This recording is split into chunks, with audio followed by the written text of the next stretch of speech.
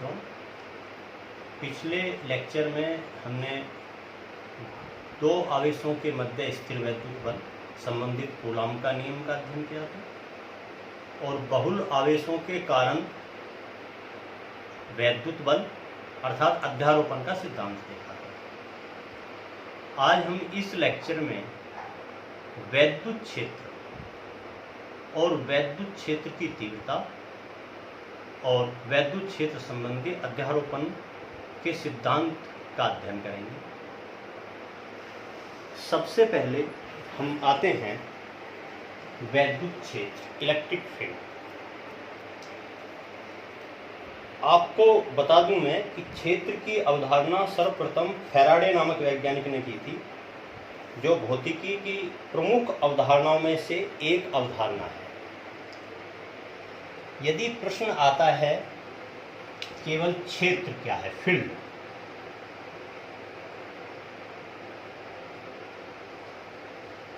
तो मैं आपसे बताता हूं कि कोई भी वस्तु या निकाय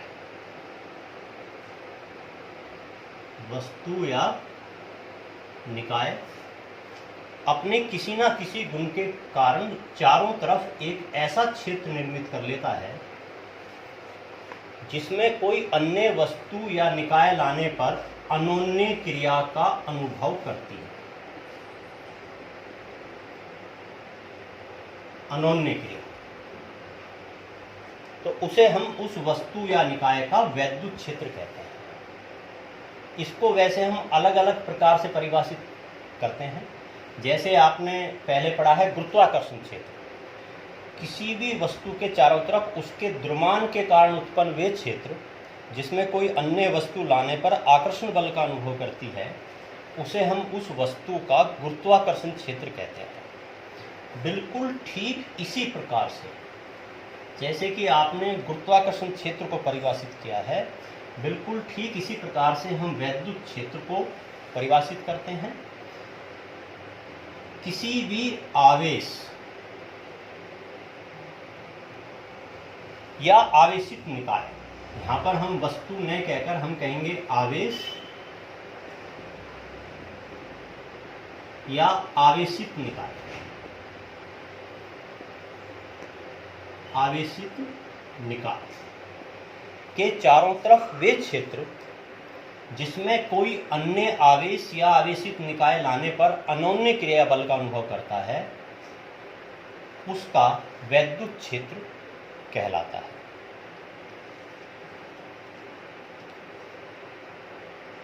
वैद्युत क्षेत्र में जो आवेश वैद्युत क्षेत्र उत्पन्न करता है उसे हम स्रोत आवेश या सोर्स चार्ज कहते हैं। स्रोत आवेश, सोर्स चार्ज।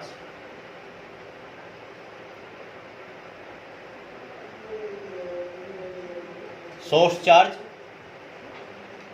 और इसमें कोई अन्य आवेश लाने पर जो वैद्युत बल का अनुभव करता है उसे हम परीक्षण आवेश कहते हैं। यहां पर हम आगे चलने से पहले वैद्युत क्षेत्र की तीव्रता, वैद्युत क्षेत्र तो आपके लिए क्लियर हो गया। अब हम वैद्युत क्षेत्र की तीव्रता, जैसे हमने पहले गुरुत्वाकर्षण क्षेत्र देखा था पिछले 11वीं क्लास में, और फिर देखा था गुरुत्वाकर्षण क्षेत्र की तीव्रता, ठीक उसी प्रकार यहाँ पर हम कह रहे हैं वैद्युत क्षेत्र की तीव्रता, intensity of electric field, intensity of electric field. किसी भी आवेश या आवेशित निकाय के चारों तरफ उत्पन्न वैद्युत क्षेत्र में उसके प्रभाव की माप को हम वैद्युत क्षेत्र की तीव्रता कहते हैं। अर्थात वैद्युत क्षेत्र की तीव्रता ये प्रभाव की माप है, किसी भी बिंदु पर प्रभाव की माप, और इसे हम सामान्यतः जनरली केवल वैद्युत क्षेत्र भी, जनरल बोलचाल की भाषा में कहेंगे वैद्युत क्षेत्र। एक्चुअल वर्ड वैद्युत क्षेत्र की तीव्रता है, लेकिन सामान्य बोलचाल की भाषा में हम वैद्युत क्षेत्र की तीव्रता के स्थान पर वैद्युत क्षेत्र शब्द प्रयुक्त करेंगे। जैसे आपने पिछले गुरुत्वाकर्षण क्षेत्र की तीव्रता को परिभाषित करने के लिए दो द्रव्यमानों का उपयोग किया था, ठीक इसी प्रकार हम यहाँ पर एक स्रोतावेश जो वैद्युत क्षेत्र उत्पन्न करेगा और इसके कारण उत्पन्न वैद्युत क्षेत्र की माप करने के लिए हम एक अन्य आवेश जिसे हम परीक्षण आवेश कहेंगे,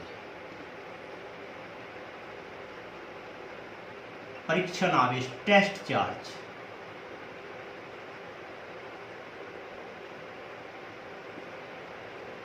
यहाँ पर ये आप अपने मस्तिष्क में स्पष्ट कर लें कि परीक्षण आवेश एक अनंत सूक्ष्म परिमाण का धनात्मक आवेश है, अनंत सूक्ष्म परिमाण का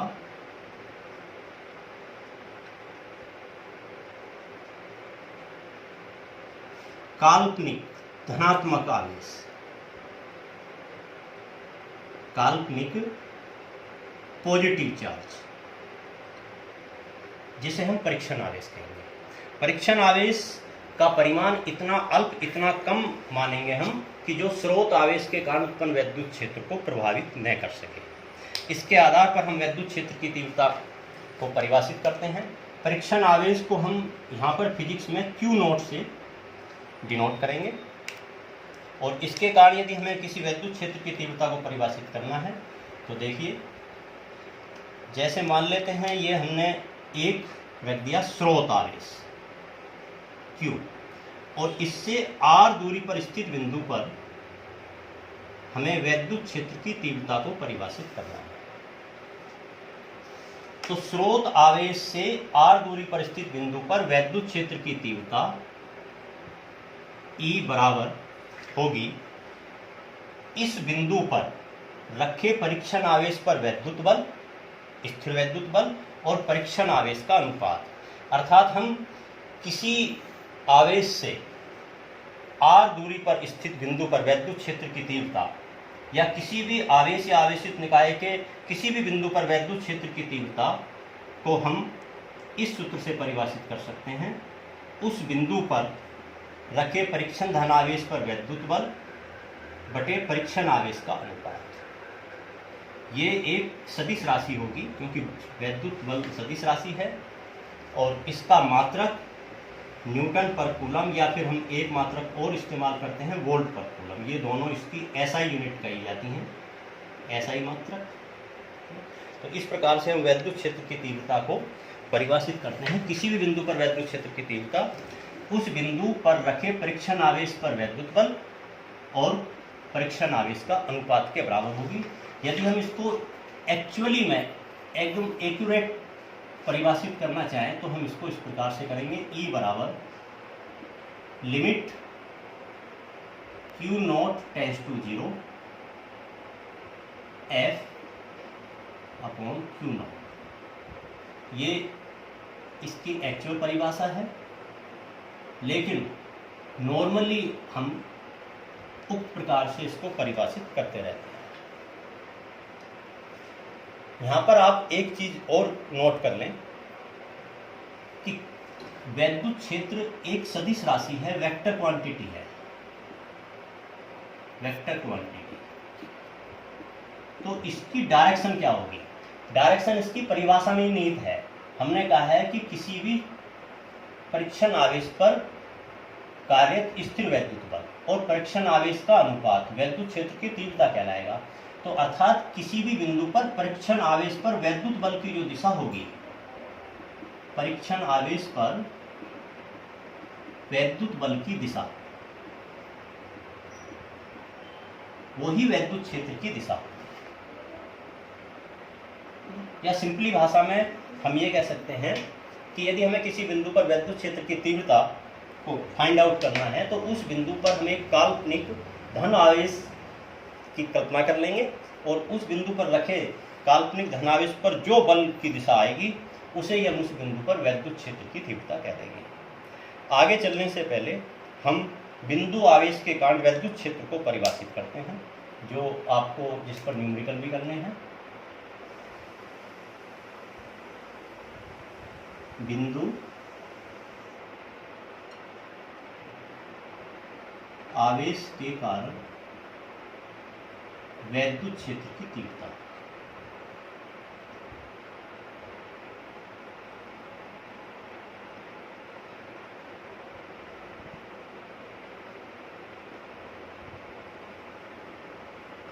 वैद्युत क्षेत्र की तीव्रता।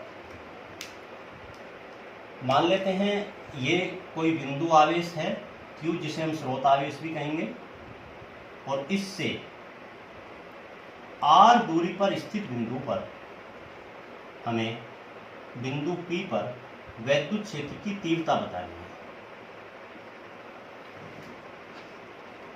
तो हम वैद्युत क्षेत्र की तीव्रता की परिभाषा से इस बिंदु P पर कल्पना करेंगे एक परीक्षण आवेश की, और उस परीक्षण आवेश पर जो बल आएगा F equal to K Q naught बटे R का स्क्वायर। अर्थात इस बिंदु आवेश से R दूरी पर स्थित बिंदु P पर स्थित बिंदु पर परीक्षण आवेश पर कार्यरत वैद्युत बल K Q not upon R square. यहाँ पर कि K मैं फिर दोबारा आपको रिमाइंड करा देता हूँ, वही प्रोपोर्शनल कांस्टेंट है 1/4πε0, यदि हमें कहीं पर आवश्यकता पड़ती है तो। इसलिए इस बिंदु पर इस स्रोत आवेश के कारण उत्पन्न वैद्युत क्षेत्र F बटे Q naught, that means equal to K Q upon R square. ये किसी बिंदु आवेश से R दूरी पर स्थित बिंदु पर वैद्युत क्षेत्र की तीव्रता आ जाएगी। यहाँ पर आप एक चीज यहाँ पर ध्यान रखें कि यदि ये बिंदु आवेश धनात्मक आवेश है, जैसे कि ये धनात्मक आवेश है, तो धनात्मक आवेश से R दूरी पर स्थित बिंदु पर यदि हम वैद्युत क्षेत्र निकाल रहे हैं, R दूरी पर, ये यहाँ पर धनात्मक आवेश को मैं बिंदु O पर मान लेता हूँ, और ये बिंदु P है, और O से P को दिखाने वाला ये सदिश R है, और इस दिशा को प्रदर्शित करने वाला एकांक सदिश यूनिट कैप R है। यदि हम धनावेश के कारण P बिंदु पर वैद्युत क्षेत्र की तीव्रता की दिशा देखें तो आप देख सकते हैं कि P बिंदु पर यदि हम परीक्षण आवेश की कल्पना करें तो वो परीक्षण आवेश पर कार्यरत वैद्युत बल इस बिंदु आवेश को उस बिंदु से मिलाने वाली रेखा की सीध में भार की ओर को होगा। अर्थात धनात्मक आवेश के कारण वैद्युत बल हम कह सकते हैं त्रिज्यतः धनात्मक आवेश के सापेक्ष, धनात्मक आवेश के सापेक्ष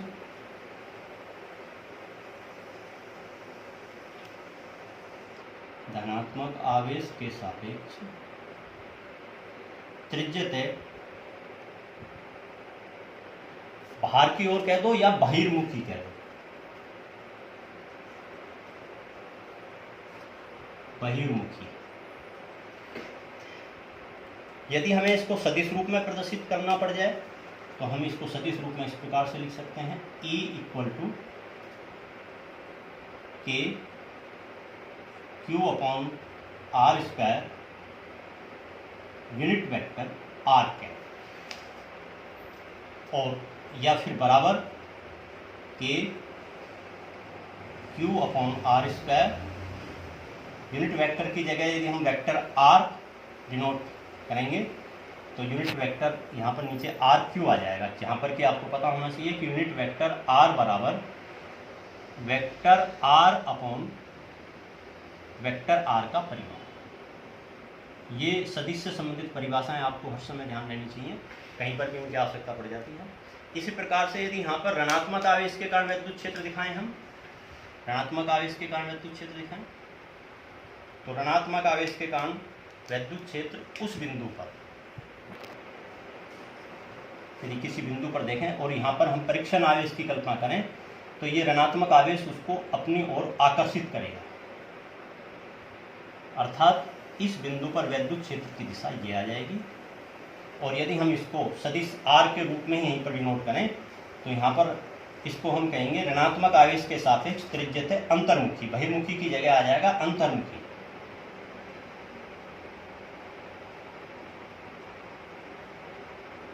ऋणात्मक आवेश के सापेक्ष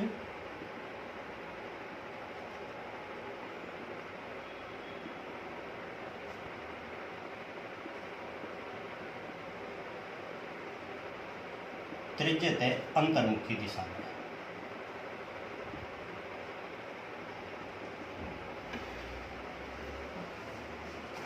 त्रिज्यता का तात्पर्य है यदि हम आवेश को केंद्र मानते हुए एक r त्रिज्या का गोला खींचें तो वैद्युत क्षेत्र उस गोले की त्रिज्या के अनुदिश होगा, इसलिए हम शब्द बोल देते हैं त्रिज्यतः। तो इस प्रकार से यह स्पष्ट हो गया कि यदि आवेश धनात्मक है तो उसके कारण किसी बिंदु पर वैद्युत क्षेत्र उस आवेश को उस बिंदु से मिलाने वाली रेखा की सीध में बाहर की ओर अर्थात त्रिज्यतः बहिर्मुखी दिशा में, और ऋणात्मक आवेश के कारण किसी बिंदु पर वैद्युत क्षेत्र ऋणात्मक आवेश को उस बिंदु से मिलाने वाली रेखा की सीध में अंदर की ओर अर्थात त्रिज्यतः अंतर्मुखी दिशा में होगा। अब इसके पश्चात जैसे अभी हमने पिछले लेक्चर्स में बहुल आवेशों के कारण कूलम बल का अध्ययन किया था, उसी प्रकार से अब हम यहाँ पर बहुल आवेशों के कारण वैद्युत क्षेत्र, सिद्धांत वही, बहुल आवेशों के कारण वैद्युत क्षेत्र, बहुल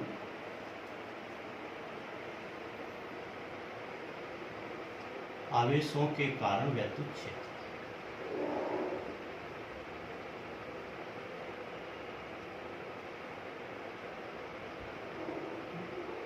जिसे हम अध्यारोपण के सिद्धांत से फाइंड आउट करेंगे। अध्यारोपण का सिद्धांत तात्पर्य यह है कि यहाँ पर हम अध्यारोपण का सिद्धांत एक से अधिक आवेशों के कारण उत्पन्न वैद्युत क्षेत्र का मान निकालने के लिए फाइंड आउट कर रहे हैं।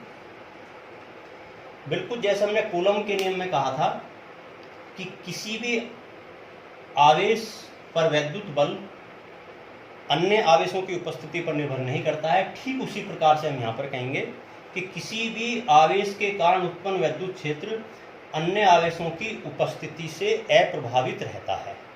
अर्थात एक से अधिक आवेशों के कारण उत्पन्न वैद्युत क्षेत्र अलग अलग आवेशों के कारण उत्पन्न वैद्युत क्षेत्रों के सदिश योग के बराबर होता है।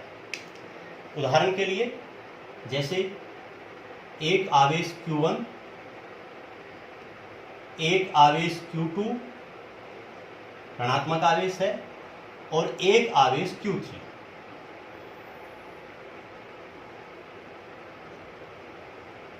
हम इन तीनों आवेशों के कारण किसी बिंदु P पर वैद्युत क्षेत्र निकालना चाह रहे हैं। Q1 आवेश से इस बिंदु की दूरी है R1 और Q2 आवेश से इस बिंदु की दूरी है R2 और Q3 आवेश से इस बिंदु की दूरी है R3। अभी थोड़ी देर पहले हमने वैद्युत क्षेत्र की दिशा के बारे में अध्ययन किया था। Q1 आवेश के कारण इस बिंदु पर वैद्युत क्षेत्र की दिशा त्रिज्यतः बहिर्मुखी दिशा में होगी, जिसे मैं E1 से प्रदर्शित कर देता हूं। इसी प्रकार से Q2 आवेश के कारण इस बिंदु पर वैद्युत क्षेत्र की दिशा त्रिज्यतः अंतर्मुखी दिशा में अर्थात इस आवेश की ओर होगी, जिसे मैं E2 प्रदर्शित कर देता हूं। और Q3 आवेश के कारण इस बिंदु पर वैद्युत क्षेत्र की दिशा त्रिज्यतः बहिर्मुखी दिशा में होगी E3। इस प्रकार से इस बिंदु पर परिणामी वैद्युत क्षेत्र बिंदु P पर अध्यारोपण के सिद्धांत के अनुसार बराबर वैद्युत क्षेत्र E1 सदिश रूप में प्लस सदिश E2 प्लस सदिश E3, जहां पर कि E1, E2 और E3 के परिमाण हम ठीक उसी प्रकार से फाइंड आउट कर लेंगे जैसे कि पहले हमने बिंदु आवेश के कारण वैद्युत क्षेत्र की तीव्रता के देखे थे। अर्थात यदि हम E1 का परिमाण लिखना चाहें तो KQ1 बटे R1 स्क्वायर, E2 का परिमाण लिखना चाहें KQ2/R2², और E3 का परिमाण लिखना चाहें तो KQ3/R3²। और इनको हम ठीक उसी प्रकार से जोड़ देंगे जैसे कि सदिश योग करते हैं। सदिश योग करने के लिए आपको पहले की कक्षाओं में सदिश योग करना आना चाहिए। वो अलग अलग कंडीशन में अलग अलग कंडीशन होगी, उस समय हम देख लेंगे। अब आज के लेक्चर में अंत में हम किसी बिंदु आवेश पर वैद्युत बल से संबंधित एक छोटा सा टॉपिक और देख लेते हैं।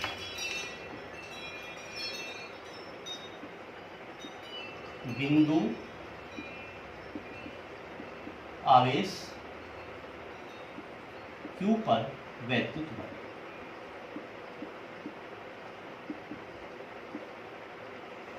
देखिए, इसके लिए कोई हमें विशेष अलग से सूत्र की आवश्यकता नहीं है। आपने वैद्युत क्षेत्र की परिभाषा अभी थोड़ी देर पहले पढ़ी है। E = किसी बिंदु पर रखे परीक्षण आवेश पर कार्यरत बल बटे परीक्षण आवेश, अर्थात प्रति एकांक परीक्षण आवेश पर कार्यरत बल। इसको यदि हम नॉर्मल रूप में लिखना चाहें तो हम इसको ऐसे भी लिख सकते हैं, E = F/Q, यदि हम Q को ही परीक्षण आवेश मान लें। अतः किसी भी आवेश पर लगने वाला वैद्युत बल F = Q × E, इसी परिभाषा से, अर्थात किसी भी बिंदु आवेश पर कार्यरत वैद्युत बल बराबर वैद्युत क्षेत्र इंटू उस आवेश का परिमाण। यहाँ पर यह ध्यान रख लेंगे कि उस आवेश को आपको चिन्ह सहित यहाँ पर विद साइन यूज करना है। यदि आप धनात्मक और ऋणात्मक आवेश के लिए अलग अलग लिखना चाहते हैं तो F = +Q × E, अर्थात धनात्मक आवेश पर वैद्युत बल वैद्युत क्षेत्र की दिशा में लगेगा,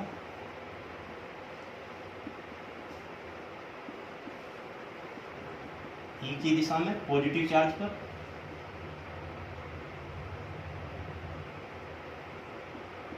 वैद्युत बल, और नेगेटिव चार्ज पर वैद्युत बल ऋणात्मक आवेश पर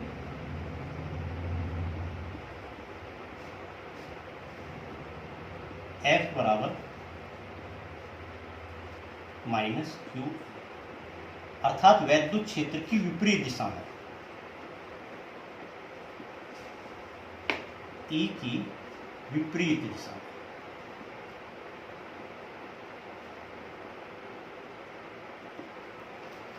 इस प्रकार से किसी भी आवेश पर आपको यदि वैद्युत बल की कल्पना करनी है तो उस बिंदु पर वैद्युत क्षेत्र की तीव्रता को आप उस आवेश के परिमाण से मल्टीप्लाई कर देंगे। आज के लिए इस लेक्चर में इतना ही पर्याप्त है। मैं आपको फिर दोबारा रिमाइंड करा रहा हूँ कि आप इस लेक्चर को, वीडियो क्लिप को बार बार देखते रहिए, किताब से उसका अध्ययन करते रहिए। हम आंकिक प्रश्न करें, न्यूमेरिकल्स करते रहिए, परिभाषाएं आप याद करते रहिए, बार बार इसको समझते रहिए, again and again, revise and revise. और यदि आप इस क्रम को बनाए रखेंगे तो आपके जो चैप्टर्स है वो अपने आप ही क्लियर होता चला जाएगा और आपकी मेमोरी में वो स्मरण होता चला जाएगा। धन्यवाद।